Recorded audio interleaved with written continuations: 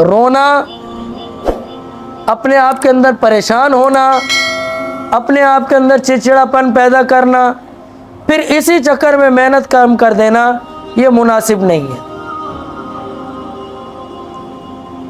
ایک بات یاد رکھیے، ظاہر سی بات ہے کہ ایک آپ روٹین کی محنت کر رہے ہیں، اور امتحان جب سر پر آتے ہیں تو ہم روٹین سے ہٹ کر محنت بڑھاتے ہیں۔ اب محنت بڑھاتے ہیں تو ظاہر سی بات ہے تھوڑا دماغ پہ بھی بوجھ پڑتا ہے، طبیعت میں بے چینی ہوتی ہے، تھکاوٹ بڑھتی ہے۔ اب ایک پاؤں آپ کو زیادہ کمزور ہے، آپ نے وقت سے زیادہ محنت کر دی تو تھکاوٹ تو محسوس ہوگی، لیکن وہ پاؤں بھی یاد نہیں ہوا تو مایوسی نہیں ہونی چاہیے۔ کوئی بات نہیں، کل پھر یاد کریں گے۔ اب وہ جو تھکاوٹ ہوتی ہے نا، اس تھکاوٹ کو آپ کیا سمجھ رہے ہوتے ہیں کہ یار بہت جو ہے نا یاد کرتے ہوتا بھی نہیں ہے، پھر طبیعت بھی جو ہے نا ساتھ نہیں دیتی، بس یاد ہی نہیں کرتے، دیکھی جائے گی۔ نہیں، میں آپ سے ہمیشہ کہتا ہوں کہ محنت کے ساتھ دوسری چیز دعا، محنت کے ساتھ دوسری چیز دعا۔ صرف محنت کافی نہیں اور صرف دعا بھی کافی نہیں۔ تہجد پڑھیں، نوافل پڑھیں، اللہ سے مانگ رہے ہیں یا اللہ بس مجھے امتحان میں کامیابی عطا فرما، یا اللہ مجھے امتحان میں کامیابی عطا فرما، یا اللہ امتحان میں 100 نمبر آ جائیں، 99 بھی نہ آئے، اور محنت 10 نمبر والی بھی نہیں کر رہے، تو بتاؤ 100 نمبر آئیں گے؟ اس کی مثال ایسی ہے جیسے اللہ تعالیٰ نے کہا کہ جو شخص نماز فجر کا اہتمام کرتا ہے، اللہ تعالیٰ نے فرمایا جو شخص فجر کی نماز کا اہتمام کرتا ہے تو اس کے سارے دن کے کام کی ذمہ داری مجھ پر ہے، رزق کا ذمہ بھی مجھ پر ہے۔ تو کیا مطلب، نماز فجر پڑھ کے گھر میں سوتے رہو سارا دن، رزق اللہ تعالیٰ آسمان سے بھیجیں گے، یہ مطلب ہے؟ بھائی جاؤ کماؤ، اپنی استطاعت کے مطابق کوشش کرو، آپ اپنی استطاعت کے مطابق کوشش کرو، اللہ تعالیٰ آپ کو آپ کی ضرورت کے مطابق عطا فرمائیں گے، یہ مطلب ہے نا۔ اسی طرح ہم آپ سے کہتے ہیں بھائی دعا مانگو اللہ تعالیٰ سے، آپ کامیاب ہو جائیں گے انشاءاللہ، اللہ کی مدد آپ کے ساتھ ہوگی، تو اس کا یہ مطلب ہے محنت چھوڑ دو، بس دعا مانگ لو، دعا مانگنے کے بعد پڑھنے کی کوئی ضرورت نہیں، اللہ تعالیٰ خود بخود ممتحن کے دل میں ڈالیں گے، وہ آپ کو 100 نمبر دے دیں گے، ایسے نا؟ نہیں، محنت بھی کریں، دعا بھی مانگے۔ پھر کیا ہوگا، جب آپ کی محنت بھی 100% ہوگی، اس کے ساتھ دعا بھی شامل رہے گی، پھر اس کے بعد رزلٹ یہ آئے گا، آپ کو لگے گا کہ یار جو میں نے محنت کی ہے نا وہ امتحان کے قابل نہیں ہے، مجھے فلاں پارا بھی ابھی کچا ہے، فلاں بھی کچا ہے، فلاں بھی، لیکن کیا ہوگا، محنت اور دعا کی برکت سے اللہ تعالیٰ ممتحن کے دل میں ڈالیں گے، وہ ایسے سوال پوچھیں گے جو آپ کو یاد ہوں گے۔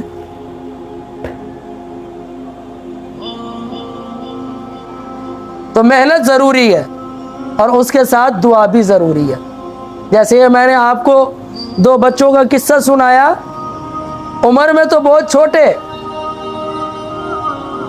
کہ ان کی عمر دیکھ کر یقین بھی نہیں آتا کہ ابو لہب بھی ان کے ہاتھوں سے مرے گا، ہلاک ہوگا، لیکن ان کا جذبہ تھا، ان کی ہمت تھی، انہوں نے اپنے جذبے کے مطابق ان پر وار کیا، آگے اللہ کی مدد آئی، دوسرے صحابی نے اس کی گردن اڑا دی، جو بڑے بڑے جنگجوؤں سے قتل نہ ہوا، صرف 5 منٹ. جو بڑے بڑے جنگجوؤں سے قتل نہ ہوا، وہ 2 بچوں کے ذریعے اللہ تعالیٰ نے بچوں کو ذریعہ بنایا کہ اسی کے ذریعے وہ ہلاک ہو گیا. نمرود کو کس نے مارا ہے؟ لنگڑے مچھر نے. قارون کو ان قارون کان من قوم موسیٰ فبغى علیہم، ان قارون کان من قوم موسیٰ فبغى علیہم وآتیناہم من الکنوز. اللہ نے اس کو بہت مال دیا تھا، بہت زیادہ اونٹ، اس کے خزانے کی چابیاں اٹھاتے تھے. خزانہ کتنا ہوگا؟ چابیاں. ہمارے مسجد کے کتنے سارے تالے ہیں، ان کی چابیوں کا بھی اتنا ایک گچھا بنتا ہے، وہ تو آرام سے ہم ایک انگلی میں اٹھا سکتے ہیں. تو جس کو اللہ نے اتنا مال دیا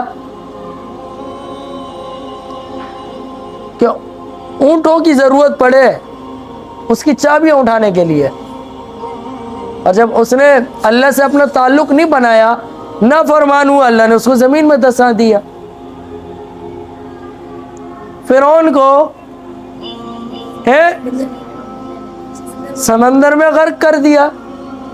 ایک طرف موسیٰ کا لشکر جو اللہ کے فرما بردار، اللہ کے دوست تھے، اللہ نے ان کو بچا لیا اسی سمندر میں. پھر عین اسی سمندر میں اللہ نے فرعون کو غرق بھی کر دیا. دونوں مثالیں اللہ نے، دونوں بات سمجھنے کے لیے 2 مثالیں کافی ہیں کہ اللہ تعالیٰ عزت دینے پر آئے تو اللہ تعالیٰ سے زیادہ کوئی عزت دے نہیں سکتا، اور اللہ تعالیٰ کسی کو ذلیل کرنے پہ آئے تو بچ کوئی نہیں سکتا تھا. مچھر کی کیا حیثیت ہے؟